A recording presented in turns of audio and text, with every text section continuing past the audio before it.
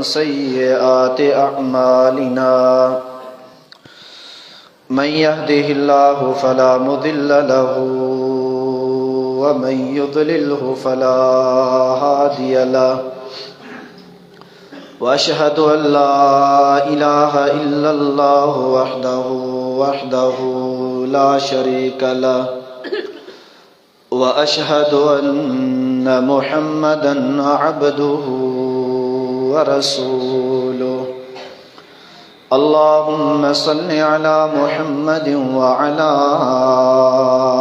आलि मुहम्मद कमा सल्लैता अला इब्राहीम व अला आलि इब्राहीम इन्नका हमीदुम मजीद अल्लाहुम्मा बारिक अला मुहम्मदिन व अला आलि मुहम्मद कमा बारकता अला इब्राहीम व अला आलि इब्राहीम इन्नका हमीदुम मजीद अम्मा बअदु फ़इन्न खैरल हदीस किताबुल्लाह व खैरल हदी हदी मुहम्मदिन सल्लल्लाहु अलैहि वसल्लम व शर्रल उमूरि मुहदसातुहा फ़इन्न कुल्ल मुहदसतिन बिदअह व कुल्ल बिदअतिन ज़लालह व कुल्ल ज़लालतिन फ़िन्नार अम्मा बअदु फ़अऊज़ु बिल्लाहि अस्समीइल अलीम मिन हम्ज़िहि व नफ़ख़िहि व नफ़्सिहि अऊज़ु बिल्लाहि मिनश शैतानिर रजीम बिस्मिल्लाहिर रहमानिर रहीम या अय्युहन नासु इत्तक़ू रब्बकुमुल्लज़ी खलक़कुम मिन नफ्सिन वाहिदा वखलक मिन्हा ज़ौजहा वबत्थ मिन्हुमा रिजालन कसीरन वनिसाअ वत्तक़ुल्लाह अल्लज़ी तसाअलून बिही वल अर्हाम इन्नल्लाह कान अलैकुम रक़ीबा या अय्युहल्लज़ीना आमनु इत्तक़ुल्लाह हक़्क़ तुक़ातिही वला तमूतुन्न इल्ला व अंतुम मुस्लिमून या अय्युहल्लज़ीना आमनु इत्तक़ुल्लाह वक़ूलू क़ौलन सदीदा युस्लिह लकुम अअमालकुम व यग़फिर लकुम ज़ुनूबकुम व मन युतिइल्लाह व रसूलहु फ़क़द फ़ाज़ फ़ौज़न अज़ीमा अल्लाहुम्मा रब्बि शरह ली सदरी व यस्सिर ली अमरी वहलुल उक़दतम मिन लिसानी यफ़क़हू क़ौली अल्लाहुम्मा रब्बि ज़िदनी इल्मन अल्लाहुम्मा रब्बि ज़िदनी इल्मन अल्लाहुम्मा रब्बि ज़िदनी इल्मा सुब्हानक ला इल्म लना इल्ला मा अल्लमतना इन्नका अंतल अलीमुल हकीम। मुख्तसर हम्द सना दुरूद सलाम का पोए वाजिबुल एहतराम मुअज़्ज़ज़ सामीन किराम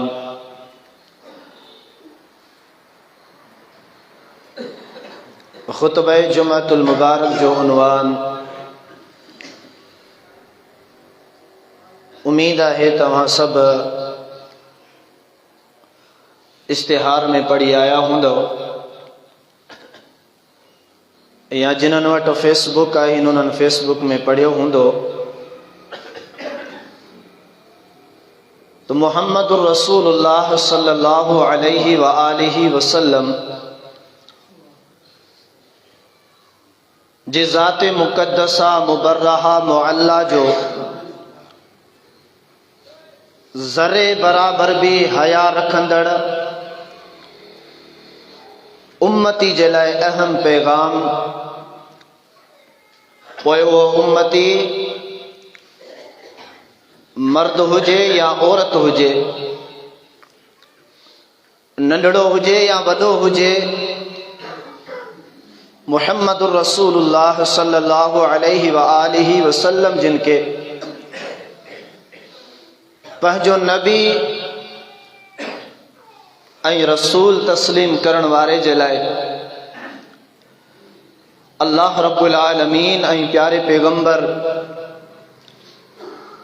मुहम्मदुर रसूलुल्लाह सल्लल्लाहु अलैहि व आलिहि वसल्लम जे फरमान मजा ऐं अदना तालिब इल्म अवां बुज़ुर्गनि खे ऐं मोहतरमा माहिरनि भेनरनि खे कुछ ॻाल्हियूं सम्झाइण जी कोशिश कंदुसि। उम्मीद आहे तो मौज़ू जी निस्बत जे हवाले सां असां में ज़रो हया मौजूद हूंदो जो असां अल्लाह ऐं अल्लाह जे रसूल अलैहिस्सलातु वस्सलाम जिन फरमान के ॿुधण खां बाद में अल्लाह जे क़ुरान जो अल्लाह जे फरमान जो हया अञा वधाए रखंदासीं। मुहम्मद रसूलुल्लाह सल्लल्लाहु अलैहि वसल्लम जी ज़ात जो जे फरमान जो ज़रे हया मां हया वधाईंदासीं। जेतिरे क़दुरु ॾिठो वञे असांजी मुआशरत के असांजे किले कुंबे कबीले के असांजे अखलाक और किरदार के असांजे गुफ्तार के सभिनीनि ॻाल्हियुनि में असां पोइते आहियूं। मर्दनि जे हवाले सां बि औरतुनि जे हवाले सां बि अल्लाह रब्बुल आलमीन पंहिंजे क़ुरान पाक जे अंदर पंहिंजे ख़ासि ऐं नेक बाननि जो वस्फ़ बयानु कयो आहे। हिन बुरनि माण्हुनि जो वस्फ़ ऐं निशानियूं बयानु कयो आहे। ऐं नबी करीम सल्लल्लाहु अलैहि व आलिहि वसल्लम भी पंहिंजे फरमान जे अंदर सुठे माण्हुनि जो वस्फ़ूं बयानु कयूं आहिनि ऐं बुरनि माण्हुनि जो वस्फ़ूं बि बयानु कयो आहे। जॾहिं अल्लाह रब्बुल आलमीन जे क़ुरान ऐं मुहम्मद करीम अलैहिस्सलातु वस्सलाम जे फरमान खे पढ़ियोसीं पे खुतबा जुमअतुल मुबारक जी तैयारी कईसूं बे आयात करीमा ऐं रसूलुल्लाह सल्लल्लाहु अलैहि वसल्लम जे अहादीस जॾहिं साम्हूं आया दिल झंझोड़ियो पे ज़मीर झंझोड़ियो पे अॼु जुमे में बयान कयूं तो कयूं छा। जेकॾहिं बयान कयूं सुठियूं ॻाल्हियूं सुठियूं सिफ़तूं ऐं सुठियूं निशानियूं जेके अल्लाह पंहिंजे बाननि जो ॿुधायूं आहिनि से त असां में आहिनि ई कनि। तारीफ़ कंहिंजी कयूं, ख़ुशख़बरी ऐं बशारत कंहिंखे ॿुधायूं। जेकॾहिं चऊं था अल्लाह ऐं अल्लाह जे रसूल अलैहिस्सलातु वस्सलाम बुरे माण्हुनि जूं सिफ़तूं बयानु कयूं त हिन मजमे जे अंदर मूं समेत को अहिड़ो रहियल माण्हू नज़र नथो अचे जंहिंजी बुराई बयानु कजे ऐं पोइ उन माण्हू खे हया थिए त इहा मूं में बुराई मौजूदु आहे ऐं आउं पंहिंजी इस्लाह कयां पंहिंजे रसूल जो पंहिंजे नबी जो फरमान ॿुधी करे। बुराइयुनि जूं सभु बुराइयूं मौजूदु अल्लाह रब्बुल आलमीन जे प्यारे पैगंबर अलैहिस्सलातु वस्सलाम जिन जूं सभु पेशन गोयूं ज़ाहिर थियनि। अल्लाह जे प्यारे पैगंबर अलैहिस्सलातु वस्सलाम जिन जी हिकिड़े पासे असां ज़िंदगी पढ़ूं त अखलाक सां हया सां इज्जत आबरू सां पर्दे सां भरियल आहे। ॿिए पासे असां पंहिंजी ज़िंदगी जो मुआइनो था कयूं त रसूलुल्लाह सल्लल्लाहु अलैहि वसल्लम जी ज़िंदगी सीरत सूरत हया अखलाक जे बिल्कुलु मुखालिफ़ नज़र अचे। एतिरे क़दुरु असां में फ़र्क़ु थी चुको आहे।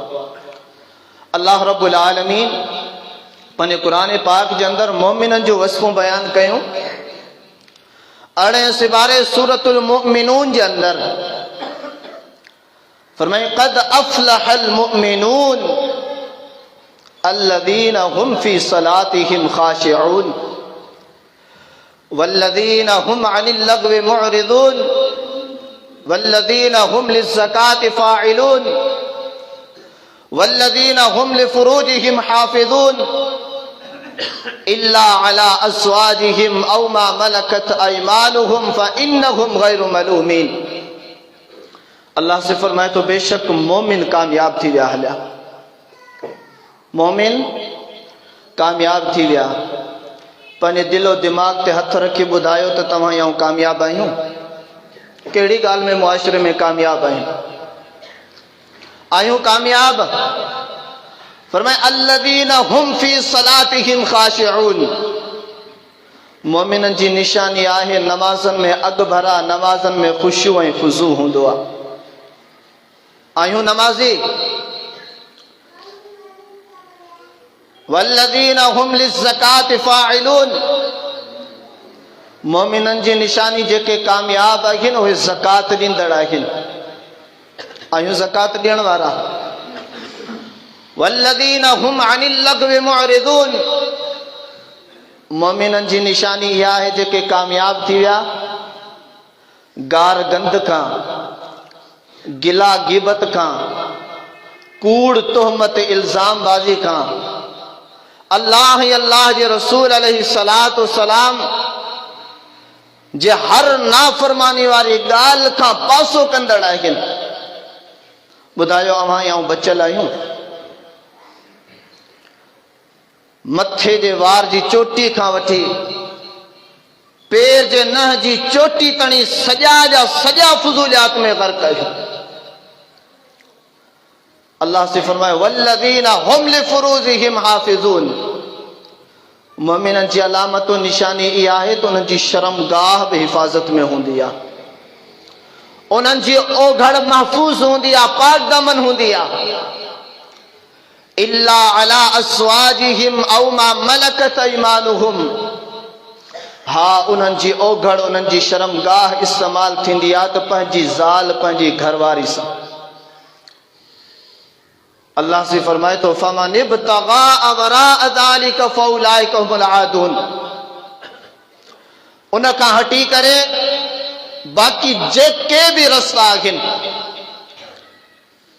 नफ्स परस्ती जा, ख्वाहिशात परस्ती जा, अल्लाह से फरमाए तो सब जा सब ज्यादती वारा कम है, सब जा सब अल्लाह ताला जी लानत ऐं अल्लाह जे अज़ाबनि खे सॾण वारा कम आहिनि। मुआशरे जो मायनो वठी करे ॾिसो केतिरे क़दुरु बेहयाई उरूज ते नज़र अचे। समझण वारी मोहतरमा अमड़ी भेण, समझण वारे बुज़ुर्ग जे लाइ इशारा ई काफ़ी आहे। अल्लाह रब्बुल आलमीन जे प्यारे पैगंबर सल्लल्लाहु अलैहि व आलिहि वसल्लम जिन जो पेशन गोयो आहिनि, अल्लाह रब्बुल आलमीन पंहिंजे कलाम पाक जे अंदर शैतान जो तज़किरो फरमायो। शैतान केतिरे क़दुरु ऐं कहिड़ियुनि कहिड़ियुनि तरहनि सां इंसान ते हमलो कंदो आहे, इंसान जे मथां ग़ालिब ईंदो आहे। अल्लाह रब्बुल आलमीन इन ॻाल्हि जो तज़किरो फरमायो 15 सिपारे सूरतुल बनी इसराइली आयत नंबर 60 खां वठी 65 ताणी। अल्लाह से छा थो फरमाए? वइज़ क़ुलना लिल मलाइकति इसजुदू लिआदम फसजदू इल्ला इब्लीस क़ाल अअस्जुदु लिमन ख़लक़त तीना। अल्लाह से फरमाए तो जॾहिं असां फ़रिश्तनि खे चयो त तव्हां आदम खे सजदो कयो, सब जा सब सजदे में किरी पिया हलिया, इल्ला इब्लीस, इब्लीस सजदे करण खां इनकार करे छॾियो। अॻिते इब्लीस चवण लॻो अअस्जुदु लिमन ख़लक़त तीना, छा आऊं अहिड़े माण्हू जे लाइ, अहिड़ी ज़ात जे लाइ, अहिड़ी मख़लूक जे लाइ सजदो कयां जंहिंखे तो रब मट्टी मजा पैदा कयो आहे। क़ाल अअस्जुदु लिमन ख़लक़त तीना क़ाल अरअयतक हाज़ल्लज़ी कर्रमत अलय्य लइन अख़रतनी इला यौमिल क़ियामा लअहतनिकन्न ज़ुर्रियतहु इल्ला क़लीला। मुझा मौलाए करीम आऊं सरेआम अलल ऐलान सजदे करण जो इनकार आहियां, सजदो न कंदसि तो रब्बुल आलमीन जे हुक्म के आऊं नथो मञां उन जो इनकारी मुनकिर आहियां। हे मुंहिंजा मौलाए करीम, जेकॾहिं तो मूंखे क़यामत ताणी छुटकारो ॾिनो, ज़िंदगी वॾी ॾिनी, हयाती ॾिनई, मूंखे मोहलत ॾिनई, त अल्लाह आऊं इन आदम अलैहिस्सलाम जी समूरी सारी औलाद मर्द हुजनि या औरत हुजनि सभिनीनि जा पेर उखेड़े छॾींदुसि, सभिनीनि खे गुमराह करे छॾींदुसि। इल्ला कलीला, थोरा ई माण्हू हूंदा, थोड़ियूं औरतूं, थोड़ा मर्द हूंदा जेके तुंहिंजी ॻाल्हि खे सम्झंदा, जेके तुंहिंजे फरमान ते गौर कंदा, जेके तुंहिंजो ई तुंहिंजे रसूलनि जो तुंहिंजे फरमान जो हया रखण वारा हूंदा, उहे थोरा हूंदा। अल्लाह रब्बुल आलमीन शैतान खे आज़ादी ॾिने, इज़हब फमन तबिअक मिनहुम फइन्न जहन्नम जज़ाउकुम जज़ाअम मग़फ़ूरा। हे शैतान, जेकॾहिं अहिड़ी ॻाल्हि आहे त तोखे मोकल आहे, तोखे मोहलत आहे, तोखे छुटकारो आहे, तोखे आज़ादी आहे, वञ करे पंहिंजा ज़ोर लॻा, पर यादि रखी छॾ, जेको बि तुंहिंजो फर्मा बरदार थी आयो, मूं रब्बुल आलमीन खां बेहयाई इख्तियार करे, मूं रब खां बग़ावत इख्तियार करे, तुंहिंजो हया रखंदे, तुंहिंजो चवण करे ज़िंदगी गुज़ारे आयो, ऐं अल्लाह फरमाया थो त तुंहिंजो बि ठिकाणो जहन्नम आहे, तुंहिंजे पेरोकारनि जो, तुंहिंजे ॻाल्हि मञीदड़नि जो ठिकाणो बि जहन्नम आहे। वस्तफ़्ज़िज़ मन इस्तताअत मिनहुम बिसौतिका वअजलिब अलैहिम बिखैलिका वरजिलिका वशारिकहुम फिल अमवालि वल औलाद वइदहुम वमा यइदुहुम शैतानु इल्ला गुरूरा। अल्लाह फरमाए तो शैतान तोखे मोकला, वञ जेतिरो ज़ोर लॻाइणो अथई वञी करे लॻा, ज़ोर लॻा पंहिंजे आवाज़ सां, वञी करे ज़ोर लॻा, ज़ोर लॻा पंहिंजे टोलनि सां, वञी करे ज़ोर लॻा। ओ तुंहिंजा फरमाबरदार टोला के अहिड़ा हूंदा जेके सवार हूंदा, के अहिड़ा हूंदा जेके पैदल पैदल हली करे ओ तुंहिंजी ॻाल्हि जी प्रचार कंदा, तुंहिंजे कमनि जी दावत तबलीग कंदा, तुंहिंजा कव अमाम उन्नास जे अंदरि फैलाईंदा, उनजी तबलीग कंदा, उनजो इंतिशारात कंदा। अल्लाह फरमाए तो वञ तूं माण्हुनि सां जिस्म में, औलाद में, माल में गॾिजी वञ, जेतिरी तो में ताक़त आहे उनजे ज़हनो दिलो दिमाग़ जे अंदरि पंहिंजा ख़्यालात, पंहिंजो तमन्नाऊं वञी करे विझ, तोखे आज़ादी छुटकारियो आहे। अल्लाहु अकबर कबीरा। रब फरमाए तो वमा याइदुहुम शैतानु इल्ला गुरूरा। ओ रब जो कुरान पढ़ो मुसलमान भाइरो, ओ मोहतरमा मरे मायरो भेनरो, अल्लाह जो फरमान ॿुधाए तो समूरा आवाज़ जेके भी अल्लाह जे दर खां परे करण वारा, अल्लाह जे घर खां परे करण वारा, अल्लाह जे कुरान ऐं रसूल जे फरमान हदीस खां परे करण वारा, अल्लाह फरमाए तो ये सब जा सब शैतानी आवाज़ आहिनि, सब जा सब ये शैतानी ख्यालात ऐं शैतानी दावत तबलीग आहे। वमा याइदुहुम शैतानु इल्ला गुरूरा। अल्लाह फरमाए तो शैतान जो जेको वाइदो आहे उहो धोखे खां, फ्रॉड खां सवा ॿियो कुझु बि नाहे। इन इबादी लैस लक अलैहिम सुल्तान। अल्लाह रब्बुल आलमीन फरमाए तो ओ बेशक जेके मुंहिंजा बाना हूंदा, जेके मूं रब जो फरमान जो हया रखंदड़ हूंदा, मुंहिंजे क़ुरान जो हया रखंदड़ हूंदा, मूं रब जो चवण करण वारा हूंदा, मुंहिंजे रसूल जो इन जे फरमान जो हया रखण वारा हूंदा, शैतान केॾो बि ज़ोर लॻाईंदे उन्हनि ते तुंहिंजो वस न हलंदो, उहे वरी बि मोटी मूं रब्बुल आलमीन वटि ईंदा। अल्लाह रब्बुल आलमीन इन्हनि आयतनि जे अंदरि शैतान जे सजदे जे इनकार जी ॻाल्हि कई। शैतान जो वॾे मां वॾो ज़ोर रब जे बाननि ते इहो हूंदो आहे त नमाज़ खां परे करणु। खणो क़ुरान जो, रब जो क़ुरान, अल्लाह रब्बुल आलमीन जो क़ुरान पढ़ो। शैतान जो वॾे मां वॾो ज़ोर इहो हूंदो आहे त अल्लाह रब्बुल आलमीन जे बाननि खे, जीअं पाण सजदे जो इनकारी थी आयो, बाननि खे अल्लाह जे सजदे खां परे कंदो आहे। इहा उन जी वॾे मां वॾी तबलीग आहे। अल्लाह रब्बुल आलमीन हिते ॿिया इशारा ॾिना त पंहिंजे आवाज़ सां, बिसौतिका, पंहिंजे आवाज़ सां वञी करे इन्हनि खे गुमराह कर। तमाम तर शिया हुजनि, बिरेलवी हुजनि, देवबंदी हुजनि, सूफ़ी छो न हुजनि, सभिनि जा किताब खणो, सभिनि इहो लिखियो बिसौतिका मजा, जेको बि दुनिया भर में गानो, साज़, मौसीक़ी हले थो, इहो सॼे जो सॼो शैतान जो आवाज़ आहे। भला के हवालो ॾींदो अलाह मशहूर सूफ़ी अब्दुल करीम बिन हवाज़िन अल कुशैरी, जंहिंजी वफ़ात 465 हिजरी में आहे। उन किताब लिखियो अर रिसालतुल कुशैरिया। उन में अबुल हारिस अल औलास जो वाक़ियो नक़ल करे थो। चए थो अबुल हारिस अल औलास फरमाए थो आउं राति जो सुतो पियो हुयसि, मूंखे शैतान ख़्वाब में आयो आहे। शैतान जगह हिकड़ी जगह ते बीठो आ, ॿिया माण्हू ॿी जगह ते बीठल आहिनि, आऊं टी जगह ते बीठल आहियां। कुछ माण्हू शैतान सां गॾु बीठल आहिनि, सुठा भला साफ़ सुथरा महंगा कपिड़ा पातल आहिनि, हिकु हिकु जुमिले जो हिकु हिकु हर्फ़ जो अदना तालिब इल्म सामिना। अल्लाहु अकबर कबीरा। शैतान उन अॼनि माण्हुनि खे जिन्हनि खे कपिड़ा पातल हुया, सुठा साफ़ सुथरा महंगा आयाशी वारा कपिड़ा पातल हुआ, उन्हनि खे चवे थो तव्हां गानो ॻायो। उहो गानो ॻाइणु शुरू कनि था, उहो जना बहितरीन गानो ॻाइनि था। उन खां बाद में शैतान जी ॿी तबलीग उन्हनि खे हूंदी आहे, हाणे तव्हां डांस कयो ऐं नची करे ॾेखारियो। अबुल हारिस किताब लिखण वारो बि सूफ़ी आहे, ख़वाब ॾिसण वारो बि सूफ़ी आहे, ऐं ख़वाब जंहिंजो ॾिसे पियो उहो शैतान आहे। अल्लाहु अकबर चए थो उन्हनि भली डांस कई आहे, भला गाना ॻाया, भली नाच कूद करे ॾेखारियऊं। शैतान मूंसां मुखातिब थियो आहे, ए अबुल हारिस, इहो वाहिद ऐं पहिरियों हरबो आहे जेको रब्बुल आलमीन मूंखे ॾिनो आहे, जंहिं हरबे ऐं आवाज़ ऐं ताक़त ऐं पंहिंजी फहाशी जे ज़रिए ऐं इंसाननि में दाख़िल थी करे इंसाननि खे गुमराह कंदो आहियां, उहो इहो गानो ऐं नाच आहे। ॿुधायो रसूलुल्लाह सल्लल्लाहु अलैहि वसल्लम जूं शादियूं कोन थियूं, 9 शादियूं थियूं।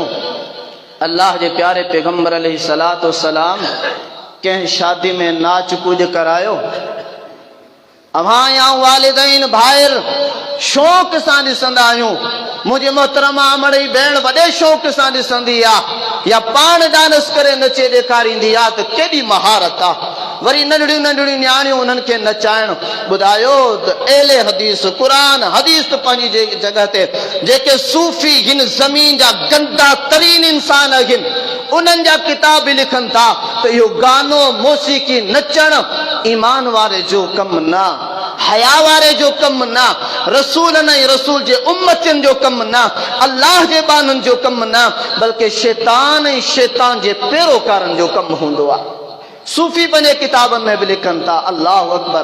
प्यारे पैगंबर अलैहिस्सलातु वस्सलाम जे इन क़ुरान पाक जे अंदरि अल्लाह रब्बुल आलमीन ॿिया इशारा ॾिना, फरमाई वस्तफ़्ज़िज़ मन इस्तताअत मिनहुम बिसौतिका, वंहिंजे आवाज़ सां वञी करे गुमराह कर, बिखैलिका व रजिलिका।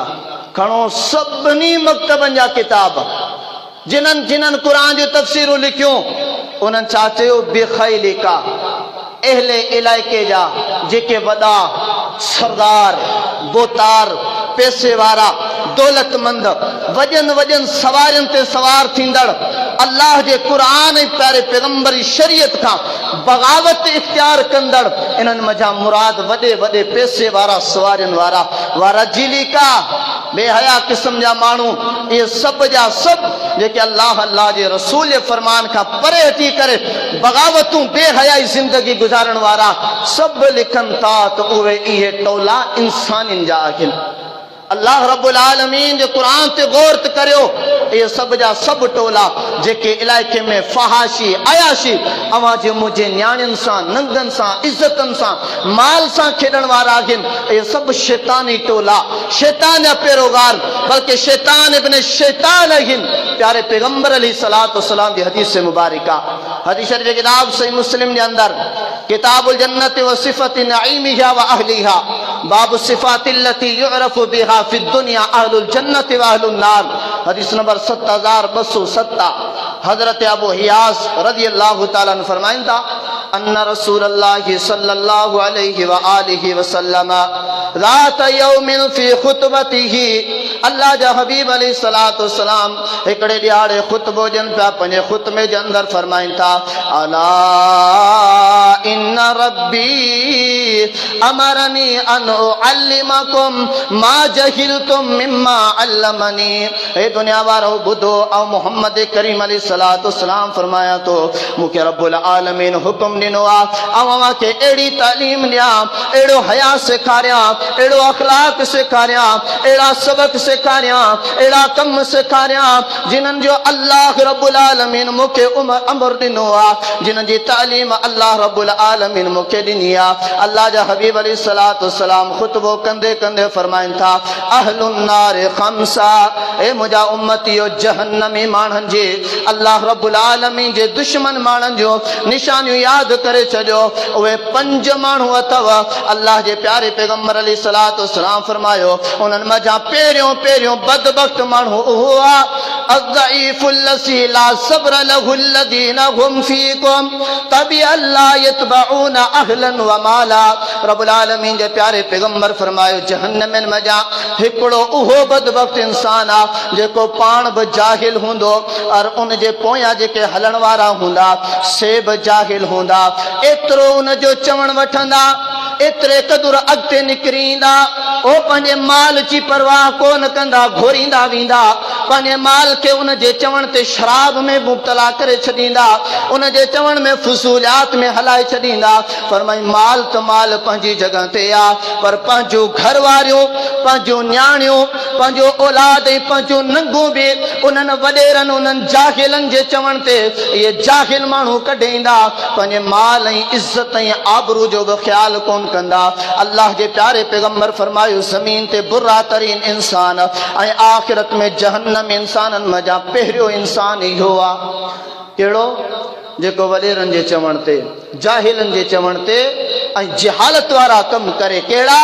पंहिंजो माल बि फुज़ूल उन्हनि जे चवण ते ख़र्च, पंहिंजे अहलो अयाल पंहिंजी इज़त आबरू खे बि कढे ईंदो उन्हनि जे चवण ते। अल्लाह अकबर। प्यारे पैगंबर अॻिते ॿिया माण्हू बयान करे वरी आख़िर में फरमायूं अशंज़ीरुल फहाश, 5 माण्हू उहो आहे जेको जहन्नमी आहे रब्बुल आलमीन जेखां नाराज़ रहंदो आहे, जेको रुगो गाली गलोच करे, जेको फुज़ूलियात ऐं बकवास बकंदो रहे, जेको बेहया ऐं फहाशन जा कम कंदो रहे। अल्लाह रब्बुल आलमीन पंहिंजे क़ुरान पाक जे अंदरि ॿुधायो इहा तालीम कंहिंजी आहे। रब जो क़ुरान खणो मुंहिंजा बुज़ुर्गो, मोहतरमा मायरो भेनरो, अल्लाह जो क़ुरान आहे सूरतुल बक़रा आहे आयत नंबर 168 खां पढ़ंदा हलो। फरमाई इन्नमा यअमुरुकुम बिस्सूइ वल फहशा व अन तक़ूलू अलल्लाहि मा ला तअलमून। ए इंसानो हलाल शयूं खाओ पियो, शैतान जी पैरवी न कयो। बेशक शैतान इन्नमा यअमुरुकुम बिस्सूइ वल फहशा बुरे कमनि जी तबलीग कंदो आहे, बुरे कमनि जा ख़्यालात ॾियारींदो आहे, बुरे कमनि जी ज़हनियत दिलो दिमाग़ जे अंदरि उन्हनि जो तमन्नाऊं विझंदो आहे। इहो शैतान जो कमु आहे, इहा शैतान जी तबलीग आहे, ईमान वारनि जी न। रब्बुल आलमीन फरमाए थो वरी जाहिल माण्हुनि जो जवाबु छा ईंदो आहे व इज़ा क़ील लहुम इत्तबिउ मा अंज़लल्लाह क़ालू बल नत्तबिउ मा अलफ़ैना अलैहि आबाअना अवलौ कान आबाउहुम ला याक़िलून शयअन वला यहतदून। अल्लाह रब्बुल आलमीन फरमाए थो जॾहिं माण्हुनि खे सम्झायो वेंदो आहे, रोकियो वेंदो आहे त इहे शैतानी कम अथव, इन्हनि खां पंहिंजो पाण खे बचायो, पंहिंजी इज़त, पंहिंजो माल ऐं पंहिंजो औलाद खे बचायो। जवाब ईंदो आहे हे मौली साहब इहे ॻाल्हियूं सभु पंहिंजी जॻह ते। असांजा अब्बा ॾाॾा शादियूं कंदा आया, असांजा अब्बा ॾाॾा ॻाइण डांसूं नाचूं मेंदियूं सभु कंदा आया, असां उन्हनि जे पोयां ई हलंदासीं। अल्लाह फरमाए थो इहे त पंहिंजी जॻह ते, पर जेके अबनि ॾाॾनि जूं ॻाल्हियूं करण वारा, अल्लाह फरमाए थो इहे बि बेअक़ल, पर इन्हनि जा अब्बा ॾाॾा बाक़ल जी ज़रीब न रखण वारा हुया। अल्लाह जो क़ुरान खां बेहयाइन वारा कम करण कंहिंजो कम? शैतान जी तबलीग आया, शैतान जी पैरोकारी आया। प्यारे पैगंबर अलैहिस्सलातु वस्सलाम पंहिंजे क़ुरान पाक जे अंदरि फरमायो, अल्लाह रब्बुल आलमीन क़ुरान पाक जे अंदरि फरमायो इन्नल लज़ीना युहिब्बूना अन तशिअ अल फाहिशा फिल लज़ीना आमनू लहुम अज़ाबुन अलीमुन फिद दुनिया वल आखिरह वल्लाहु यअलमु व अंतुम ला तअलमून। 18 सिपारो आहे सूरतुन नूर आयत नंबर 19। रब्बुल आलमीन इन आयत करीमा खां पहिरियां अम्मड़ आयशा उम्मुल मुमिनीन सिद्दीका ताहिरा व मुतहिरा जा फज़ाइल व मनक़िबात ऐं पाक दामनी बयान करे आयो आहे। अल्लाह रब्बुल आलमीन जी ने प्यारी बानी ते जन ज़ालिमन ज़िना जी तोहमत हई हुई, बदकिरदारी जी तोहमत हई हुई, अल्लाह रब्बुल आलमीन दिफ़ा करण खां बाद में फरमायो बेशक उहे माण्हू जेके बेहयाई फैलाइण खे पसंद कनि था, जेके चवनि था जेके ईमान वारा नेक साले माण्हू ओ थोड़ी अबरी सबरे अल्लाह जे रसूल जी शरीयत जी हया जी ज़री रखण वारा, ओ बे पासे जेके बदबख्त इंसान बेहयाई खे उन्हनि जे अंदरि फैलाइण जी कोशिश कनि था। कीअं? भत हर रोज़ थींदा आहिनि छा? ये अॼु हल ठहियो कंहिं हिकिड़े बाइकाट कयो त बाबा मौसीक़ी आहे तव्हांजे भत ते आऊं न ईंदुसि, सॼो पाड़ो थी पवंदो उनखे गारियूं ॾियण लाइ, सभु उनजी मुखालिफ़त कंदा। अहिड़े हिसाब सां ॿिया जेके बि कम बि आया आहिनि जा के 4 ॼणा चवनि था बाबा ये बुरा कम आहिनि, सभु हुनजी मुखालिफ़त करे वरी वॾे ज़ोर ऐं शोर सां जेको कुझु कयूं पियो उहो त ठहियो, पर ख़बर पई न फिलाणा फिलाणा झलनि पिया, पोइ अञा वरी नऊं रस्मूं, अञा वरी नया गीत ॿाहिरि निकिरी ईंदा, अञा वधीक मुखालिफ़त में मुंहिंजो माइरूं भेनरूं वधी ईंदियूं ऐं मुंहिंजा बुज़ुर्ग सभु ख़ामोश हूंदा। अल्लाहु अकबर। पर बेशक उहे माण्हू जेके ईमान वारनि में अल्लाह ऐं अल्लाह जे रसूल अलैहिस्सलातु वस्सलाम जे फरमाबरदार माण्हुनि में बेहयाइनि खे फैलाइण खे पसंदि कनि था। अल्लाह जा फरमाए अज़ाबुन अलीमुन फिद दुनिया वल आखिरा, इन्हनि जे लाइ दर्दनाक अज़ाब दुनिया में बि आखिरत में बि। दुनिया में ज़लील और रुसवा नज़र ईंदा, आखिरत में बि ज़लील और रुसवा नज़र ईंदा। वल्लाहु यअलमु व अंतुम ला तअलमून, अल्लाह ॼाणे तो तव्हीं नथा ॼाणो। फरमाया या अय्युहल्लज़ीना आमनू ला तत्तबिउ खुतवातिश शैतान व मन यत्तबि खुतवातिश शैतान फइन्नहु यअमुरु बिल फ़हशाइ वल मुनकर। रब्बुल आलमीन मुखातिब थिया, ए मूं रब जो हया रखण वारा ईमान वारा बाना ॿुधो, मूं रब्बुल आलमीन जो हया रखण वारियूं ईमान वारियूं मुंहिंजो बानियूं ॿुधो, शैतान जी ॻाल्हि ते न लॻिजो, जीअं आऊं ऐं मुंहिंजो रसूल चवंदो वञे उन ते अमल कंदा वञो, शैतान जे पोयां न लॻिजो। जॾहिं शैतान जे पोयां तव्हां लॻी पवंदव, शैतान तव्हांखे ख़राब कमनि जे, फाहिश कमनि जे, बेहयाई कमनि जे तबलीग कंदो, पोइ तव्हां पाक न थी सघंदव। अल्लाह जे प्यारे पैगंबर अलैहिस्सलातु वस्सलाम जिन केतिरे क़दुर मौसीक़ी खां नफ़रत कंदा हुआ, हदीस शरीफ़ जी किताब सुनन अबी दाऊद जे अंदरि किताबुल अदब बाबुल गिनाई व ज़म्र जे अंदरि हदीस नंबर 4924 ऐं 25 जे अंदरि हज़रत अब्दुल्लाह बिन उमर रज़ियल्लाहु ताला अन्हु पंहिंजे शागिर्द नाफ़े सां गॾु रस्तो वठी करे वञनि पिया, तव्हांजो अब्दुल्लाह बिन उमर रज़ियल्लाहु ताला जे कन ते मौसीक़ी जो आवाज़ पियो आहे। फौरन ई छा था कनि, फवज़अ इस्बाअैहि अला उज़ुनैहि, ॿई हथनि जो ॿई आङुरियूं खणी करे पंहिंजे कननि जे अंदरि विझी छॾनि था। वनआ अन तरीक़े, फौरन फौरन तकड़ा हली करे उन रस्ते खां पासीरा थी वञनि था। काफ़ी वक़्त ते हली करे पुछा कंदा, या नाफ़िअ हल तस्मउ शैआ, हे नाफ़े मुंहिंजा शागिर्द ॿुधा का शइ को आवाज़ तोखे ॿुधण में अची रहियो आहे या न? नाफ़े चयो फ़क़ुल्तु लहू ला, मूं जवाब ॾिनो त ए सोना अब्दुल्ला इहो आवाज़ ॿुधण में कोन थो अचे। फरफ़अ इस्बाअैहि मिन उज़ुनैहि, पोइ पई पंहिंजूं ॿई आङुरियूं पंहिंजे कननि मां कढनि था। छा था फरमाइनि, वा कुन्तु मअन नबिय्य सल्लल्लाहु अलैहि वसल्लम फसमिअ मिस्ल हाज़ा फसनअ मिस्ल हाज़ा। अब्दुल्लाह बिन उमर फरमाइनि था, ओ नाफ़े ॿुध, ऐं मोहम्मद करीम अलैहिस्सलातु वस्सलाम जिन सां गॾु हुयुसि, अल्लाह जे हबीब जो इत्तिफ़ाक़ थियो, हिकिड़े रस्ते सां वञी रहिया हुआ, अहिड़ो मज़ामीर जो अहिड़ो बाजे गाने मौसीक़ी जो आवाज़ ॿुधऊं। अल्लाह जे हबीब पंहिंजूं ॿई आङुरियूं खणी करे पंहिंजे कननि जे अंदरि विझी छॾियो। ए नाफ़े, मूं रसूलुल्लाह सल्लल्लाहु अलैहि वसल्लम जिन खे ईअं कंदे ॾिठो हुयो, तॾहिं आऊं ईअं कयां पियो, मुंहिंजे रसूल इन शइ खां नफ़रत कई आहे। अवां ऐं मोहब्बत, शादी में डेग न हुजे, वरी ॿियो ही मौलवी मोरियारो फतवा ॾिनी आहे त ख़ुशबी में शादी में डेग जाइज़ आहिनि, हलाल आहिनि, को मसलो ई कोन्हे को। बेहयाई जी का हद आहे, बेहयाई जी का हद आहे। पुछा करे चवनि मौलवी का, मौलवी साहब हिकिड़ी का क़ुरान पाक जी आयत, हिकिड़ी का हदीस मुबारका, सॼी इस्लामी तारीख़ मज़ा कंहिं हिकिड़े बि माण्हू जी अहिड़ी का शादी ॾेखार जेका अल्लाह जे रसूलनि मां हुजे, या रसूलनि जे असहाबनि मज़ा हुजे, या अहले बैत मज़ा हुजे। ॿियो त ठहियो चलो इमाम अबू हनीफा रहमतुल्लाह अलैहि जी शादी हुजे, या उन जे औलाद जी शादी हुजे, कंहिं हिकिड़े जी शादी ते को उते दोहल वॻो हुजे, को नाच कूद थियो हुजे, का डांसती हुजे, फ़क़ति माण्हुनि खे राज़ी करे पंहिंजो पेट भरण जे लाइ। प्यारे पैगंबर सल्लल्लाहु अलैहि व आलिहि वसल्लम जी तालीम छा आहे? हदीस शरीफ़ जी किताब सही मुस्लिम जे अंदरि किताबुल लिबास व ज़ीना बाबु कराहतिल कर्ब वल जर्स जे अंदरि प्यारे पैगंबर सल्लल्लाहु अलैहि व आलिहि वसल्लम जिन सहाबी फरमाए तो हजरत अबू हुरैरा रज़ी अल्लाह ताला अन्हु अन्ना रसूलुल्लाह सल्लल्लाहु अलैहि वसल्लम क़ाल, बेशक अल्लाह के रसूल फरमायो, ला तस्हबुल मलाइका रुफ़क़तन, फरिश्ता उन जमायत सां गॾु न हूंदा आहिनि, उन टोले सां गॾु न थींदा आहिनि, उन घर में दाख़िल न थींदा आहिनि। कहिड़ा रब्बुल आलमीन जा रहमत भरिया फरिश्ता जंहिं घर में, जंहिं टोले में, जंहिं माण्हू सां गॾु, जंहिं गिरोह सां गॾु अल्लाह रब्बुल आलमीन जे प्यारे पैगंबर फरमायो, कुत्तो गॾु हुजे रब जी रहमत जा फरिश्ता न हूंदा। वला जरसुन, जंहिं घर जे अंदरि, जंहिं टोले में घंटी जो आवाज़ हुजे, मौसीकी जो आवाज़ हुजे, उते अल्लाह जी रहमत जा फरिश्ता न बल्कि लानत जा फरिश्ता नाज़िल थींदा न।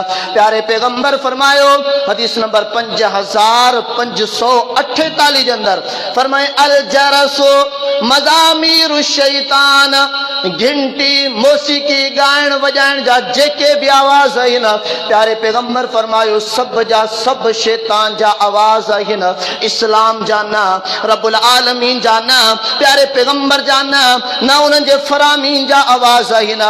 ये मौसीकी गाइण वॼाइण बाजा सब शैतानी आवाज़ आहिनि। प्यारे पैगंबर जी तालीम जायज़ा, खुशी में जायज़ा, जहिड़ा मौलवी तेड़ी असांजी आवाम, ऐं असां ख़ुशि बि हिते ई आहियूं जो असांखे अहिड़ा ई मिलनि।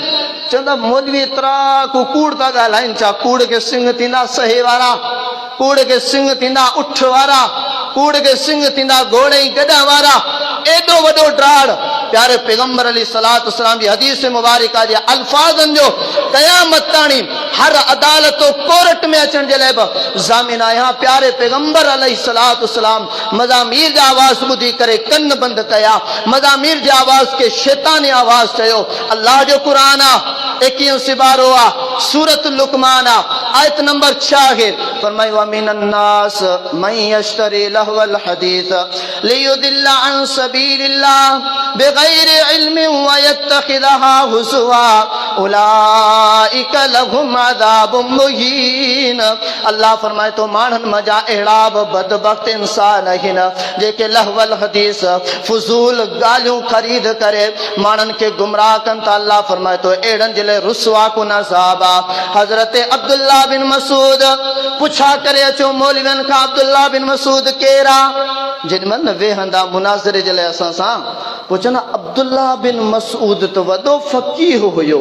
अब्दुल्लाह बिन मसूद चयो त नबी रफ़िल देन न कयो, पर पुछा कयूं था अब्दुल्लाह बिन मसूद खां, अब्दुल्लाह शादी में ॻाइण वॼाइण जाइज़ आहे? ॻाइण वॼाइण ॿुधण कमु भलो आहे, भले माण्हुनि जो कमु आहे। जॾहिं इहा आयत करीमा अब्दुल्लाह बिन मसूद ॿुधनि था, छा था फरमानि, वल्लाहि हुवल गिना, वल्लाहि हुवल गिना, वल्लाहि हुवल गिना।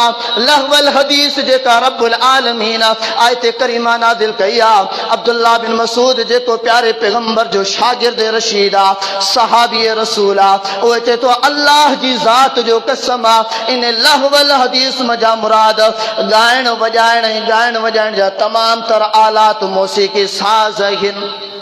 प्यारे पैगंबर अलैहिस्सलातु वस्सलाम इनखां नफ़रत कई। सहाबी चए थो जेको माण्हू इहो ॻाइण वॼाइण ख़रीद करे थो ऐं पोइ माण्हुनि खे गुमराह करे थो, अल्लाहु अकबर कबीरा। जेकॾहिं अब्दुल रशीद मुसल्ले ते बीही करे नमाज पढ़ाए फजर जी लाउड स्पीकर में कुरान पाक जी तिलावत करे तो फ़क़त 10 या 15 मिनट निंड फिटंदी आहे, सुकून ख़राब थींदा आहिनि। 2021 जो पहिरियों जुमो हुयो जनवरी जो, तारीख़ 29 तारीख़ ते जुमो हुयो, अॼु 28 तारीख़ आहे।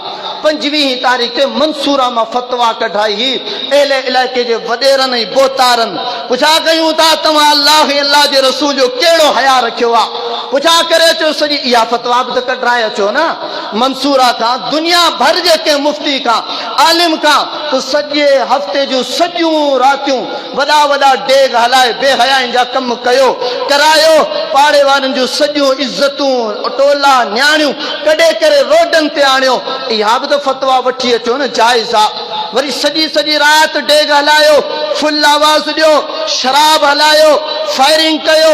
इहा कहिड़े रसूल जे असां सुन्नी आहियूं, ॿुधी मरणा अहिड़ी सुन्नत जे लाइ जेका प्यारे पैगंबर अलैहिस्सलातु वस्सलाम जे फरमान जे लाइ शरीयत जे खिलाफ हुजे। अल्लाह अकबर कबीरा। प्यारे पैगंबर अलैहिस्सलातु वस्सलाम जी नफ़रत कई आहे, सहाबा नफ़रत कई आहे। सहाबा इन ॻाल्हि खे अल्लाह जे अज़ाब जो मुस्तहिक ॼाणायो आहे। प्यारे पैगंबर जी हदीस मुबारका, हदीस शरीफ किताब सही बुखारी जे अंदर किताबुल अशरिबा बाब मा जा फी मन यस्तहिल्लुल खमरा व युसम्मीही, हदीस नंबर 5590 आ। प्यारे पैगंबर छा फरमायो, लयकूनन्ना मिन उम्मती अक़वाम यस्तहिल्लूनल हीरा वल हरीरा वल मआज़िफा। प्यारे पैगंबर जी पेशन गोई आहे हिन बदतरीन माण्हुनि जे बारे में, हिन फहाश माण्हुनि जे बारे में, हिन अयाश माण्हुनि जे बारे में। इस्लाम खे दबाइण जे लाइ इस्लाम जा फतवाऊं कढाए करनि था, पर जेकॾहिं बेहयाई जी ॻाल्हि अचे, फहाशी जी ॻाल्हि अचे, बेइज़ती जी ॻाल्हि अचे, उरियानी जी ॻाल्हि अचे, ॿिए पासे बीमारनि जी ॻाल्हि अचे, उते फतवा नथी निकिरे। प्यारे पैगंबर फरमायो, मुंहिंजी उम्मत मजा अहिड़ा माण्हू पैदा थींदा यस्तहिल्लूनल हीरा, जेके ज़ना खे हलाल चवंदा, ज़ना खे जाइज़ चवंदा, जनाज़े खे सुकून जी तस्कीन जो सबब ॼाणे करे भतन में अहिड़ा अहिड़ा कम कंदा। अल्लाह अकबर कबीरा फरमाए, वल हरीरा, रेशम खे जाइज़ चवंदा, वल मआज़िफा, ॻाइण वॼाइण, मौसीकी बाजा, वल मुग़नियात, और रंडियूं वठी करे अची करे पंहिंजे भतन जे अंदर, पंहिंजे महफ़िलनि जे अंदर नचाईंदा। प्यारे पैगंबर अलैहिस्सलातु वस्सलाम फरमायो, मुंहिंजी उम्मत में जे अहिड़ा बदबख्त इंसान भी पैदा थींदा। हदीस शरीफ जी किताब सुनन इब्न माजा किताबुल फितन बाबुल उक़ूबात, हदीस नंबर 4020 हा। अल्लाह अकबर। प्यारे पैगंबर अलैहिस्सलातु वस्सलाम फरमायो, लयशरिबन्ना नासुम मिन उम्मती अल खमरा बिगैर इस्मिहा यसुम्मुनहा। अल्लाह जे हबीब फरमायो, मुझे उम्मत में शराबी मानू जरूर पैदा थींदा, चवंदा ही शराब कोने, ही ठरो आ, ही विस्की आ, ही चरसा, ही भंगा। प्यारे पैगंबर फरमायो, नशियावर शयूं इस्तेमाल करे उन्हनि जा नाला मटाईंदा। अल्लाह अकबर फरमाए, अहिड़ी हालत में शराब पीअंदा, अहिड़ी हालत में चरस ऐं भंग पीअंदा, अहिड़ी हालत में मंशियात इस्तेमाल कंदा। अल्लाह अकबर। याज़िफु अला रुऊसिहिम अल मुग़नियात वल मआज़िफ, महफिलूं कायम कंदा, शराब पीबो, विस्की पीबी, ठरा पीबा। प्यारे पैगंबर फरमायो, उते ॻाइण वॼाइण बि हली रहियो हूंदो। प्यारे पैगंबर फरमायो, उते नचण वारियूं डांस करे नची रहियो हूंदो। अहिड़ा माण्हू बि मुंहिंजी उम्मत में पैदा थींदा। पोइ छा थींदो, यक्सिफुल्लाहु बिहिमुल अर्ज़ा, रब्बुल आलमीन अहिड़े बदबख्तनि इंसाननि खे ज़मीन जे अंदर दरगोर ज़िंदा करे छॾींदो। वयजअलु मिनहुमुल क़िरदत वल खनासीर, रब्बुल आलमीन अहिड़े बदबख्त इंसाननि मजा सूअर पैदा कंदो ऐं खंज़ीर बांदर पैदा कंदो। प्यारे पैगंबर अलैहिस्सलातु वस्सलाम जी ने पेशन गोई आहे इंशाअल्लाह थी रहंदी। या अल्लाह, या अल्लाह, तुंहिंजी बारगाह में इल्तिजा है, जेके अहिड़ा ज़ालिम आहिनि, जेके दीन इस्लाम के दबाइण चाहिनि था, मर्द हुजनि या औरतूं, या अल्लाह तोखे हमेशा मुश्किल कुशा करे छॾियो आहे। या अल्लाह, असांजा सभु अक़ीदा तो में रखियल आहिनि। या अल्लाह, पंहिंजी मुश्किल कुशाई जा उहे रंग ॾेखार, उहे मुश्किल कुशाई जो करनू ऐं ताक़तूं ॾेखार, जेके अहिड़े ज़ालिमनि खे पंहिंजो नतीजो साम्हूं ॾेखारनि। या त उन्हनि खे राह रास्त ते आणे, हिदायत ते आण, या त उन्हनि खे तबाही बर्बादी, पंहिंजे अज़ाब जा झटका चखा। या अल्लाह, प्यारे पैगंबर अलैहिस्सलातु वस्सलाम फरमायो, अहिड़नि माण्हुनि खे अल्लाह साईं ज़मीन में ज़िंदा दरगोर करे छॾींदो, या अहिड़नि माण्हुनि खे सूअर ऐं बांदर करे छॾींदो। ही प्यारे पैगंबर अलैहिस्सलातु वस्सलाम जी तालीम। जॾहिं मक्को फतह थियो, सीरत इब्न हिशाम, प्यारे पैगंबर अलैहिस्सलातु वस्सलाम जी सीरत ते लिखियल किताब इमाम इब्न हिशाम रहीमुल्लाह किताब लिखियो बाबु ज़िक्र फतेह मक्का, जॾहिं मक्को फतह थियो उन जे ज़िक्र जे बारे में प्यारे पैगंबर अलैहिस्सलातु वस्सलाम सभिनी माण्हुनि खे माफ़ करे छॾियो। ला तस्रीबा अलैकुमुल यौम, ला तस्रीबा अलैकुमुल यौम, ए मके वारो जिन्हनि मूंखे गारियूं ॾिनियूं उन्हनि खे बि मूं माफ़ करे छॾियो आहे। जिन्हनि मुंहिंजे मथां उजरियूं उछलियूं उन्हनि खे बि मूं माफ़ करे छॾियो आहे। जिन्हनि मूंखे निकिरण ते मजबूर कयो उन्हनि खे बि मूं माफ़ करे छॾियो आहे। जिन्हनि मुंहिंजे सहाबा खे तकलीफ़ूं ॾिनियूं उन्हनि खे बि मूं माफ़ करे छॾियो आहे। ओ जिन्हनि मूंखे क़ैद करे छॾियो, खाइण पीअण बंदि करे छॾिया, उन्हनि खे बि मूं माफ़ करे छॾियो आहे, सवाइ 6 माण्हुनि जे। ऐं मोहम्मद करीम अलैहिस्सलातु वस्सलाम उन्हनि माण्हुनि खे कॾहिं बि माफ़ न कंदुसि। उन्हनि मंझां 2 औरतूं अहिड़ियूं हुयूं जंहिंजो नालो हिकिड़ी जो कुरैबा हुयो, ॿी जो फरतनी हुयो। उहे प्यारे पैगंबर अलैहिस्सलातु वस्सलाम जिन जे बारे में ॻाइण वॼाइण करे शेर ऐं बेत ऐं सेरा चई करे प्यारे पैगंबर जी गुस्ताखी कंदियूं हुयूं, प्यारे पैगंबर अलैहिस्सलातु वस्सलाम खे बेहद ईज़ाईंदियूं हुयूं। अल्लाह जे हबीब उन ॿिन्ही औरतुनि खे माफ़ न कयो। अव्हां खे मूंखे माफ़ कंदो, नबी सिफारिश कंदो, रब गफूर रहीम आहे। अल्लाह रब्बुल आलमीन जो प्यारो पैगंबर सिफारिश कंदो, पर जेकॾहिं सिफारिश अहिड़नि ॻाइण वॼाइण वारनि जी करे हा, अहिड़नि शाइरनि जी करे हा, त प्यारे पैगंबर सभिनी खे माफ़ करे छॾियो। इन ॿिन्ही जो एॾो वॾो कहिड़ो जुर्म हुयो? वॾो जुर्म त इहो आहे जो माण्हू आया प्यारे पैगंबर खे क़त्ल करण जे लाइ, प्यारे पैगंबर खे क़त्ल करण जूं साज़िशूं ठाहे आया। वॾो जुर्म त इहो आहे प्यारो पैगंबर नमाज़ पढ़े, नमाज में मथां उठ जूं ओझरियूं ऐं गंद उछलाया वञनि, इहे सभु जुर्म माफ़ करे छॾिया। वॾो जुर्म त इहो आहे चाचो हमज़ा रज़ी अल्लाह ताला अन्हु मके जे काफ़िरनि जे हथां शहीद करायो वञे, तॾहिं बि प्यारो पैगंबर माफ़ करे छॾे। वॾो जुर्म इहो आहे जो सहाबा खे हज़रत खुबैब बिन अर्द, हज़रत बीबी सुमैया रज़ी अल्लाह ताला अन्हा जिन खे ॿिन्ही टंगनि में उठ ॿधे करे 2 हिस्सा करे चीरियो वञे, प्यारे पैगंबर जी दिलि खे ॾुखायो वञे, सभु जुर्म प्यारो पैगंबर माफ़ करे छॾे। पर माफ़ नथो करे उन औरत खे माफ़ नथो करे जेका प्यारे पैगंबर जी गुस्ताखी करे थी, ॻाए वॼाए डांस नाच करे प्यारे पैगंबर अलैहिस्सलातु वस्सलाम जी शान जी तनक़ीस करे प्यारो पैगंबर खे माफ़ नथो। अंदाज़ो लॻायो असां किथे आहियूं? मुसलमान आहियूं, अल्लाह रब्बुल आलमीन जे क़ुरान खे मञण वारा, प्यारे पैगंबर अलैहिस्सलातु वस्सलाम जिन जो हया रखण वारा, वॾो पंहिंजो पाण खे हयादार सभराईंदा आहियूं। पर हिकिड़े पासे अल्लाह जे रसूल अलैहिस्सलातु वस्सलाम जिन जी तालीम, उन जी शरीयत मुतहरा, उन जूं धॼियूं उॾाइण में बि असां सभिनी खां अॻिते आहियूं। अल्लाह रब्बुल आलमीन पंहिंजे क़ुरान पाक, हदीस पाक पढ़ण सम्झण ऐं इस्लाह करण जी तौफ़ीक़ अता फ़रमाए। आमीन। व आख़िर दावाना अनिल हम्दुलिल्लाहि रब्बिल आलमीन।